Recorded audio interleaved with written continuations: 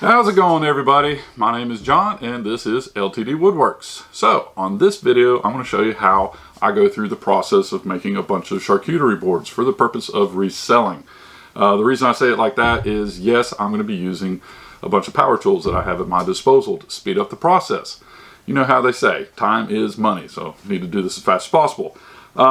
For my boards, I'm going to be using this beautiful piece of walnut. By the way, y'all probably realized from all my other videos, I use a ton of walnut. I love it. It's beautiful. And most of it, not all, but most of it I did receive from my father-in-law, Dan. So thank you very much, Dan. Really do appreciate it. So let's get started.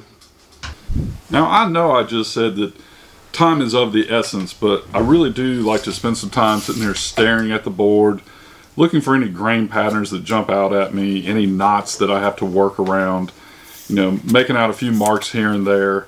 And eventually I even, draw around a knot that was in the board, had the idea of, putting the handle around that, even though it'll be erased here in a little while, but no big deal there.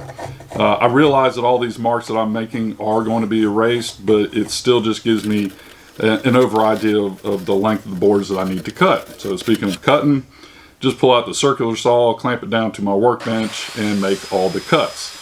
Ultimately, I got about 5 boards out of this length of wood here, but in the long run, unfortunately, I wasn't able to use all 5 boards as some defects came into play.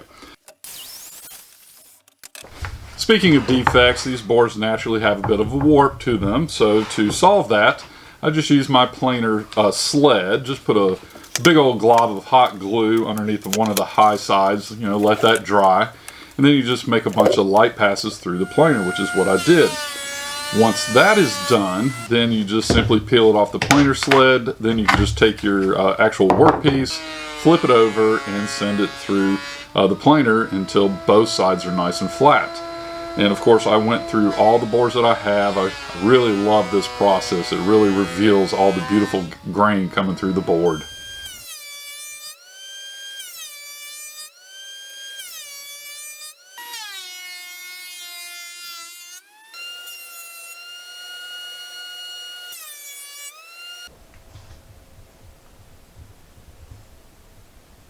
Now that all the boards are flat, it's time to get back to, designing the boards, kind of like what I was messing around with at the beginning. Like I said, sending them through the planer erases all the marks. So now that I can really see the grain pattern, I just spent some time going around the knots. I had a nice idea to cut out one of the knots there and make a handle out of it. And then once all that's done, obviously over at the bandsaw here, just cutting out the bulk of the material as close to the line as possible. To continue removing more material that's not needed, for the inside of the handles, I went over to the drill press, and with some large Forstner bits, doesn't really matter which sizes, I think starting off this one was about an inch, inch and a quarter, I started drilling out the bulk of the material. And then I ended up with, I think it was about an inch and a half, maybe even 2-inch bit. To say that it was dull was an understatement, but I did make it work. And once that was done, I pulled out my spindle sander, I think with about an inch diameter sanding pad, and went to town on the interior of the handles. Now, I didn't show it, but I did end up pulling out a chisel and cut off more bulk of the material, so this kind of sped up the process. Like I said, time is money, but this process does take time, and it's very much needed.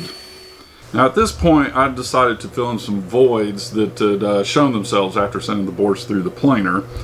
For this one, the void actually went all the way through the board. I could actually see daylight through the board. So what I did is I pulled out the Star Bond medium thick black adhesive, sealed up one side, flipped the board over, and filled up the rest, and set it with the accelerator. This stuff works great. You can probably sand it within 30 seconds nice and smooth. But once that was done, I pulled out my draw knife and decided to go to town on all the boards, removing all the bark. Little tip, make sure y'all check out your antique stores. I had some locally, and I picked this one up for probably 20 bucks, so works great. So little tip there.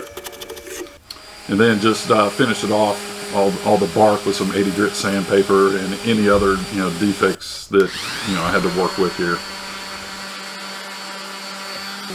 Then to say that there is sanding is an understatement. Lots and lots and lots of sanding. Pretty much go through all the grits here. And to round over all the sides that need it, I pull out my trim router with a 3/8 inch roundover bit and hit all the edges. As far as the interior of the handles, yes, how many of y'all out there forget which way to run your router? I know I do every time, but you know, I make it work. It is what it is. As far as the edge on this one side here, I can't remember right now the name of this router bit, but basically it's just an inside, you know, curve to it. Not exactly a cove bit per se, but it did make for a nice little handle on this flat board. And as I've said before, sanding. There is so much sanding on these boards. I feel like that's a very important step in this process to make sure everything is extremely smooth. Use everything from obviously the orbital sander to the foam pads to just little strips of sandpaper to get into the hard to reach places. Once all that's done, it's time to raise the grain, pull out the water bottle, spray everything down, and then let it dry. And yes, I did hit both sides here. And then once that is done, just finish everything off again with more and more sanding. All the way up to 220 to start. Once all that's done, then I actually go all the way up to 600. I like these boards to pretty much feel like glass. And one of my most favorite parts is pull out the old torch and my branding iron, and I go to town branding the boards. I basically just use a scrap wood and a clamp. That ensures that I get the brand nice and straight. I do have shaky hands, so it can be a challenge sometimes, but this method really, really helps out. So now definitely my most favorite part is putting the boards in the oil. I have this large tub full of gallons of food grade mineral oil. Obviously the smaller boards will just fit in there and soak. Larger board, you know, can be a little challenging.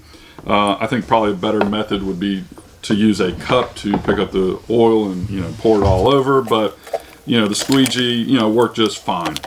And then once I have them all covered and they've set for, I think it was about an hour or so, I just squeegeed off the excess oil and wiped off the excess and let them, you know, dry overnight. It was just the timing of my work schedule.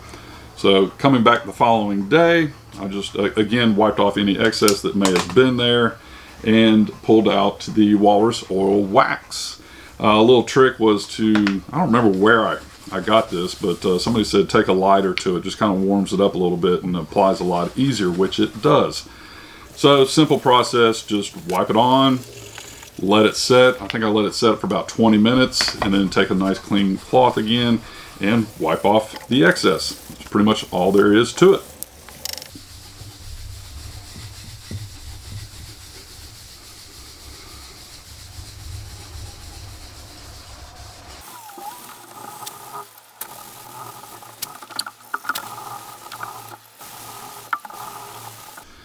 As I leave you here with these closing shots, I just want to say thank you so much for watching. For an absolutely free way to support me, make sure you hit that subscribe button and that bell notification button and that like button. Doesn't cost you anything but helps me out tons. And last, if you're interested in any of these boards or anything else I may have at the time, be sure to check out my Etsy page. Link is down below. Thanks again and see y'all on the next video.